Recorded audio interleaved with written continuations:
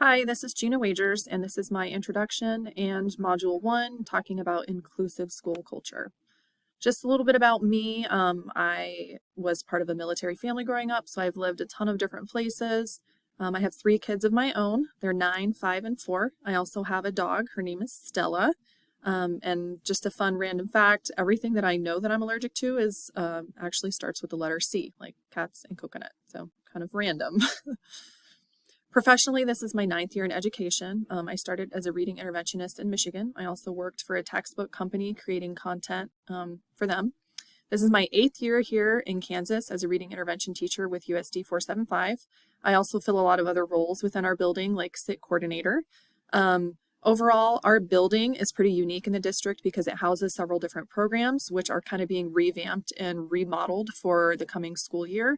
But ultimately, we're looking at making our building more of an alternate school setting for the district where we house middle and high school behavior and academic needs in our building.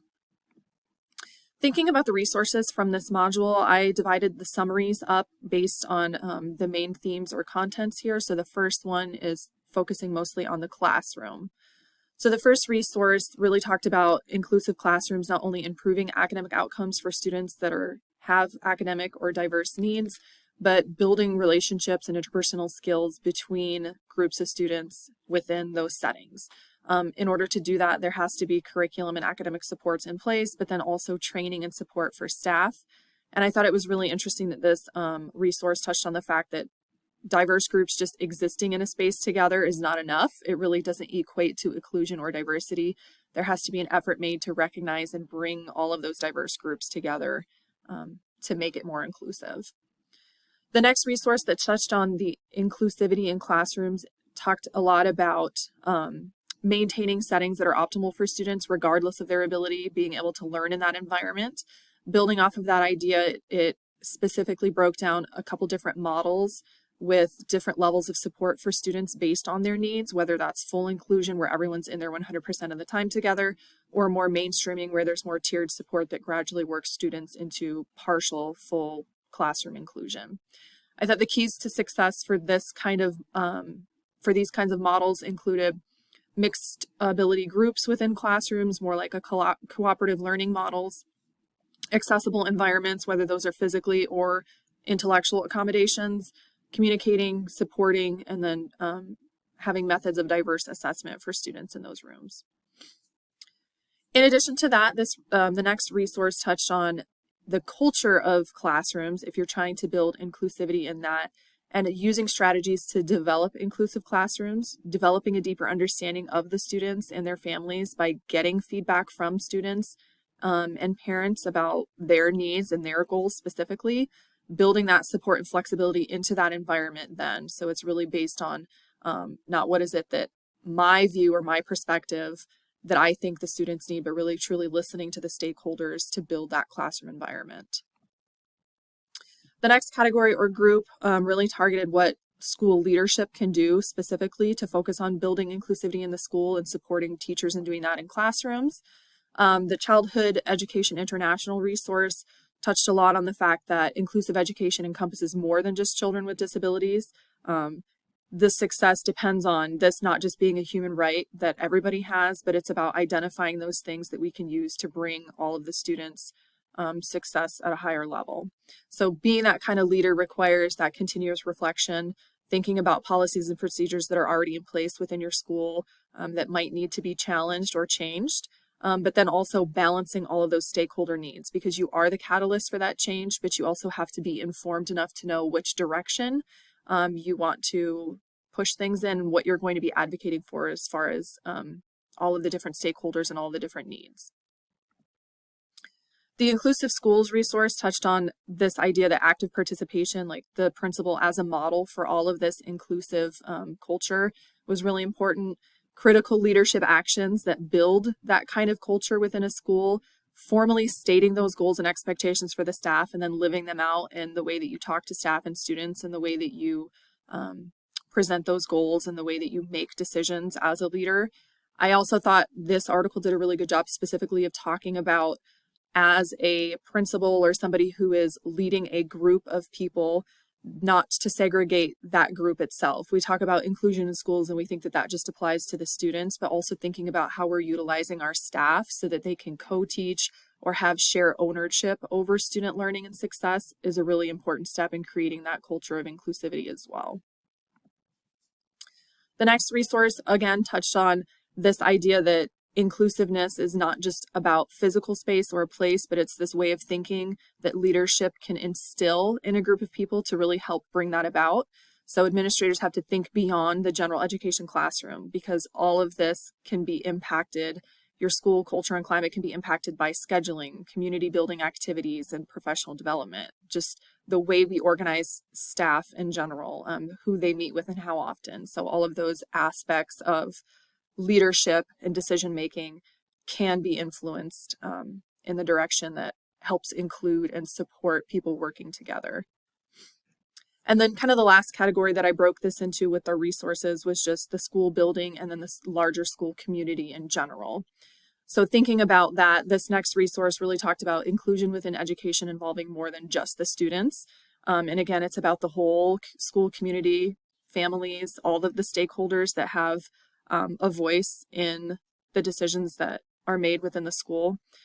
It's also a way to build relationships with the larger school community, to engage them in the educational process, because it does then benefit the larger school community as well. So thinking about participation, holding town hall meetings, having equal access to opportunities to attend events, creating those spaces for learning and opportunities, not just for the students.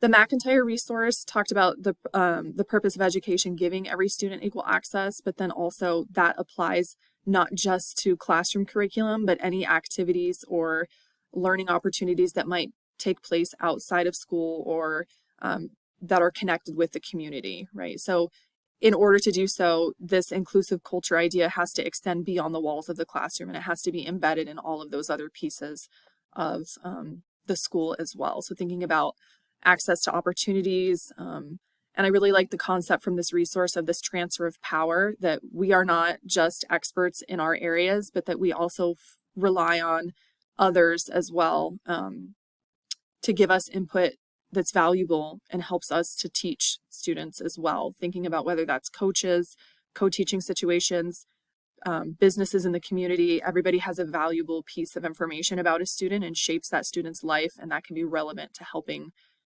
educate them. The next resource talked about, again, the school setting, not only depending on individuals acting on behalf of what's in a student's best interest, but it requires systems to be in place. So again, as the building leader, thinking about policies and procedures and overall attitudes that shape the culture and the climate of the school, and whether or not that's culturally responsive and inclusive. I really liked the concept from this resource that schools provide the context for a child's first relationship with the world outside their families. We really do spend quite a bit of time with students. They interact in a way here that they might not with their immediate core group of people that they exist with at home. So the idea that we influence them, but they also have an influence over the building and the classrooms and the people that are here. So there's this give and take within the school building where we have to be cognizant and aware of those things, but also how are we fostering those relationships so that students are better for those interactions that they're having. The next resource talked again about just the school building in general and how leaders have to understand that when you're trying to bring this into your building, this is not a one size fits all, because every community is unique, every student, every family is unique. The composition of the staff in your building is going to be unique. So really falling back on using data to analyze, look at what the needs are, balance that with stakeholder input so that you can design and implement policies and procedures and programs within your school that really do fit all of those diverse needs. And then from this video, I really liked the fact that one of the building administrators made the comment that I didn't do anything, we did it all, because I think, again, that speaks to that collaborative, creative culture that you can build within a school as a leader, where this is a true collaborative effort to make sure that we're including everybody. This other resource article really touched a lot on the history of where a lot of inclusivity in education started, with laws that have helped to define what's appropriate in education versus least restrictive environments so that schools can start working towards those things. But more importantly, how those first early laws have really paved the way for concepts now like universal design, where we're thinking more about physical space and how that in itself provides what is appropriate and least restrictive for some students, but then also culturally responsive teaching, where we're looking more at like, where are we as a society now? Like what's happening in our culture and our world that influences the experience that these students are having that they bring to school with them that we need to be aware of. So thinking again, just about how we engage with those processes, how we use our community and the world around us as assets and allies with valuable perspectives so that we can collaborate and work together towards that common mission. And then also giving students a voice and a choice in their learning as well. So kind of thinking about summarizing all of this together then, inclusive school culture, to me, kind of bringing this all together was creating and maintaining an environment in which everyone not only has access to opportunities, but also benefits from feeling respected, valued, and supported in the environment. Inclusive education is a model for teaching then in which all students, regardless of their ability, learn together in one environment and have equal access to all educational opportunities and activities. And again, that can be within the classroom or extracurriculars and things that take place outside of the classroom. So then defining inclusive leadership, I think that's more of a way of thinking that permeates a leader's decision-making so that all aspects of school are influenced by this idea that everyone can achieve. And again, that's not just limited to a classroom or a curriculum. It touches everything from the decisions you make as a leader about the physical space and the design of a building or a classroom, to policies and procedures, to the way that you schedule student schedules or create a master schedule. The school leader's role in maintaining an inclusive culture is to state expectations and consistently model those through equitable decision-making themselves, getting to know students and family so that you are in touch with needs, goals, and what they can contribute and bring to the school and offer as well. Support staff by facilitating opportunities that foster a sense of shared responsibility, allowing them collaboration time, plan time, listening to their needs, and planning professional development opportunities around that. And then just again, engaging in continuous reflection so that you can be monitoring and adjusting as needed.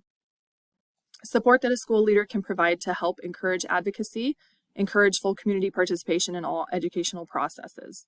You do that through developing these relationships where community and families feel like they can share, that they're a part of the educational process, and that they have valuable input to give.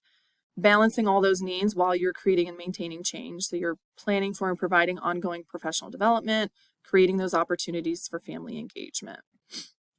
Plans and strategies that ensure equitable treatment of staff and students, creating physical spaces, first of all, where everyone can come together, but then setting and communicating and supporting high expectations, whether that's building community, creating a sense of belonging, also prioritizing inclusion in the general education classroom, right? We want to improve teaching, offer professional development, planning time, co-teaching through looking carefully at what curriculum we've adopted.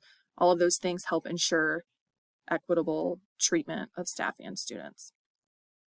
So then steps a school leader can take to change negative assumptions that might affect the teaching and learning in the school, creating that shared mission or goal that prioritizes inclusion, changing any policies or procedures that don't align with that vision or support success for all, and then continuously working on building that culture. It has to be an ongoing process because it's going to be impacting a lot of decision making, and there's always going to be new and diverse groups of students and different needs that they bring. So then concluding thoughts, this assignment demonstrates correlation to the standard because it gave me an opportunity to explore the role of the school leader in cultivating a culture of inclusiveness within the school and how that helps to support staff and student success. It also correlates to the standard because I feel like I better understand the ways in which school administrators can utilize data and reflection to advocate for changes within school space, environment, curriculum, policies, because ultimately the goal is to make sure everything's equitable and culturally responsive to what's happening. Relevance, this assignment was relevant because it helped me deepen my understanding of the ways in which school leaders advocate for student success and inclusivity with every decision that they make, whether it's creating the master schedule, planning for professional development, approving changes to the physical school space, or creating opportunities for family and community engagement, or approving a club or a sport. School leaders really have to be committed to creating that inclusive school. And then just concluding thoughts, this assignment will influence the decisions that I make as a future school leader, because I think it allowed me to reflect on my current classroom practice and examine how the expectations that I set and the decision-making process that I use now impact the larger school culture. And I think it also helped me understand